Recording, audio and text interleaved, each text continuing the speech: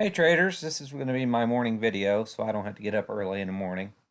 And this thing here is just not going to be nearly as clear as what I'm accustomed to doing because to be perfectly honest, I can flip a coin to tell you how the market's going to open tomorrow. You got volatility spiking to the moon here, suggesting there's all kinds of fear and panic between the bulls and the bears fighting it out here, each of them buying protection if the move goes against them going into the close.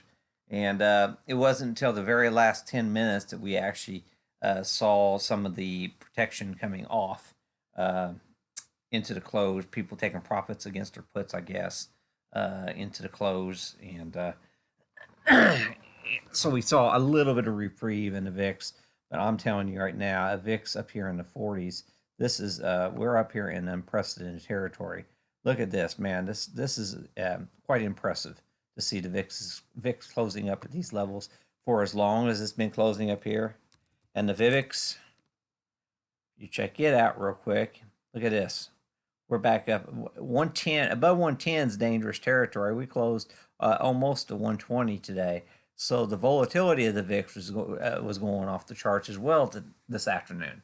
So those two things alone makes you have to really be concerned about what's going on tomorrow morning. And basically, long-term investors are going to be hibernating under these conditions. It's going to be very difficult to get the um, position traders to leap in and start supporting these equities with these heightened volatilities going forward here. And we're even seeing the VIX blew right through my two levels that I had drawn earlier today. It just completely uh, uh, traversed them. Just absolute blowout. I had to get my other chart up here. And if I can get it up real quick like here so you guys can see what I'm talking about. 180x maybe. That doesn't show it. I think it's a 4-hour chart I had to go out on. Yeah. Okay. Uh, basically, we have you know, that's not right. That's a monthly VIX level right there. I'm showing you the weekly webs here, and we just came shy of that, and we reverted back there at the close. But I had these two levels that I was watching weekly levels, and they just we opened on this first one and stood there for most of the morning. And whenever we started breaking out above this one, we just blew right through the second level like it was like there was no tomorrow. And keep in mind with the VXX, big spikes like this, they don't last very long because the VXX by its very nature goes to zero. So to see massive spikes in the VXX like this, they tend to not be sustainable for the long run. And we do have a responsive, right through here is a responsive top area for the VXX. We pushed above it and then we managed to close back inside of it uh, into the close.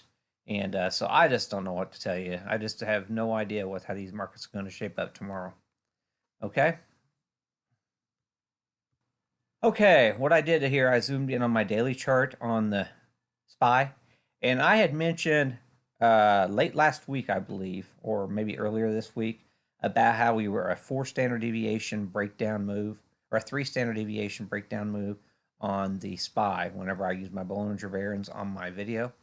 And I had mentioned, based on historical norms, we had to bleed off some of this time value for another leg lower. So basically, we've come up and we have back tested a 1 standard deviation move, and then yesterday we tried to rally up and put in a new high. We couldn't even put a higher print in yesterday, and today we just immediately just showed right off away from that 1 standard deviation again, closing near the lows on a support level here on the SPY. Uh, this to me is quite a bearish situation, as as if we came up, tested, back tested, and now we're reverting lower, like the market has caught some breath, and now they're ready to let the markets fall lower.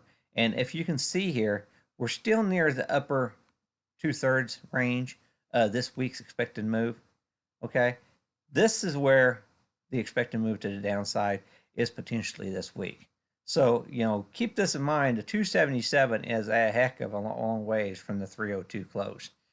So I'm not saying we're going to be doing that. I'm just saying it's something to be concerned about going forward here if they decide to dump this market overnight. So that's just one thing I'm looking at here. Then we go to our Qs here. Let me zoom in here so I can look at that. Similar situation. We had a 3 standard deviation sell-off. We rallied right back up to the 1 standard deviation, and we just kind of hanging out here. And now today we're rejecting back away from that. Now, can we just build out sideways? Of course. Get back, get an opening. Get an opening print. At or above that 1 standard deviation. That might mean something for the bullish side for the bulls. Then again, it could just come crashing down here, and I honestly don't know what's going to happen here. I mean, you see down here, you have more consolidation and value down here at this price point, more of a supporting price range. So if they do not want to take a risk in the weekend session, that would be the logical place back down near the lows on the Qs tomorrow. So something to keep in mind going forward here. Russell's just not lifting whatsoever, so I don't even really need to do much with it. It's just staying right down here near the lows and just can't catch any type of breath. It doesn't seem like at all. And we came up to the 1 standard deviation move, immediately rejected on significant volume. That is a significant rejection candle today, suggesting even worse downside pressure setting up here on the Russell. So keep that in mind, and we're still about midway of what could happen this week with 1 day to go. Okay, as you can see, we have a very, very strong bullish pattern in the VIX despite the little sell-off. And if you notice, when we came up here before, we did put in higher prices on the VIX back here. So just keep that in mind. This is not necessarily a stopping point for the VIX. I mean, we saw a little bit of responsive selling here before, but given the heightened levels we have right now, up here it does seem more logical. So a little bit more upside in the volatility going into tomorrow's session is likely, in my opinion. Okay, here on my watch list, these were the most active, the most percent option gainers and losers for the day. So, I'm just going to go through the list real quick here on my charts and show you some of the patterns which I'm looking for to give me an indication of how the markets are kind of shaping up here. And I go down my 5-minute chart here, and we can see right here the from this swing low here. And what I like to do to see continuation patterns, I want them to see the hold the 50% midline for a bullish pattern to the upside. We do not have a bullish continuation pattern, so that suggests to me that this is a failed bullish pattern on the semiconductors. So keep that in mind going into tomorrow. It looks like the semis are showing, at least in AMD and NVIDIA, they're all showing broken patterns going into the overnight session. And those patterns, that's really important to realize going into tomorrow's session. That's why I'm still leaning a little bit more to the bearish side, knowing the semis are showing some breakage going into tomorrow. Similar situation, swing low, got the pattern. We have breakage into the close, suggesting lower prices tomorrow. Apple. Give me a second here. Let her load. Wouldn't you know it? Might have to draw it out again. It must have deleted it. Basically, I don't know where my thing went. Breakage. That was our initial trend. Now, don't get me wrong. We're consolidating, but from this swing low, this is a broken uptrend pattern. Suggests, given a higher odds, that they're going to sell into tomorrow's session. The more of these charts that have these broken uptrend patterns, the more likely we're going to have a gap down or a sell-off tomorrow, in my opinion. And then we have our bearish charts, like AAL, American Airlines. I mean, they can't catch a bid for nothing. Your um, Caribbean cruises, you can't catch a bid for anything. You know, that you had your Zoom video was really rocking. But my point being here is, it did, uh, instead of bouncing, catching an early bounce, it did cross below that 50% line, suggesting we could even have some bleed down in Zoom video tomorrow, because we have crossed the support zone in this session.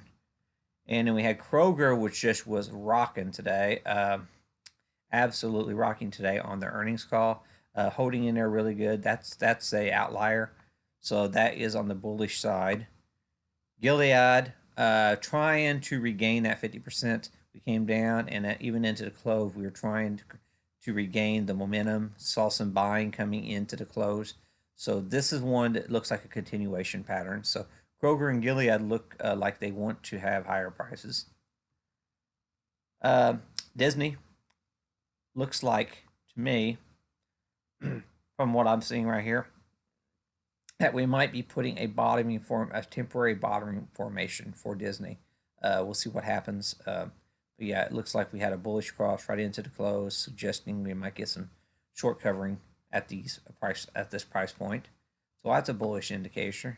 Facebook kind of looks like, to me, Facebook could cross the 50%. It's a bearish pattern, but we could get a short squeeze in Facebook tomorrow based on my charting. Then we have Boeing just not showing any life at all. I actually took a Boeing call overnight. I tried 3 of them, and I had 2 of them a different strike. I went ahead and closed those out. I actually thought we were going to just rocket right back up to here and trade right up here into the close, and I was going to hold overnight. And when that didn't do that, I just started chucking them to the curve. I think Boeing's if the markets, that's a very good reason to think the markets are going to open lower tomorrow, with Boeing showing very, very weak signal here going forward. I'm pretty sure I'm going to lose most, if not all, my one call in that Boeing, because that's one of the worst patterns I'm seeing out there. Costco, we had the earnings after hours, and it's selling off after the earnings. The uptrend is actually already broken, and with us already selling off, I'm really concerned this thing is going to come in tomorrow. It's going to be under some serious selling pressure. Amazon's trying to catch a little bit of bid. The initial pattern has been broken on Amazon, and so with that being the case, I'm quite leery that this one here can even hold. So just keep that one on your watch in the back of your mind. There were some buyers coming in there at the close, so this was one of the more bullish scenarios going into the overnight session.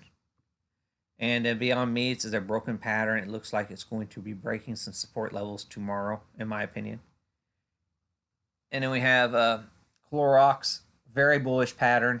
Looks like it's going to be taking off, possibly breaking new highs here on Clorox, to setting up a very defensive trade going forward here. So this just gives you a rundown of what I'm looking at here. I'm still thinking there's some indications that we might have some bullish action tomorrow, but I'm thinking by far that the momentum stocks are showing breakage going into Friday, and I like to see some bullish continuation patterns, and I'm not seeing them in this market. And if you don't have the bullish continuation patterns, it's really hard to support prices even after a big sell-off like we had today. So just what I'm thinking going forward. I could be dead wrong. Yesterday I went out. I was telling people I was 90% sure that I was my Nvidia puts were going to be one of the biggest losers for the open, and boy, that's exactly what happened. Well, today I just don't know. I mean, I'm about 65% bearish, 35% bullish going into tomorrow. So take that for what it is. That's why I'm just 99% cash, and we'll relook at it tomorrow. Okay. Like the video if you like it, and please leave comments and stuff with your ideas and maybe your insights and stuff. And we do have Zoom group sessions and stuff. If you ever wanted to be part of the group or something like that, just leave a comment at the bottom with your contact so I can get back with you. And we just discuss stocks and stuff. And it's not like any one person's leader, but we share our ideas and stuff. Okay, thanks a lot, and I will see you tomorrow. Good trading.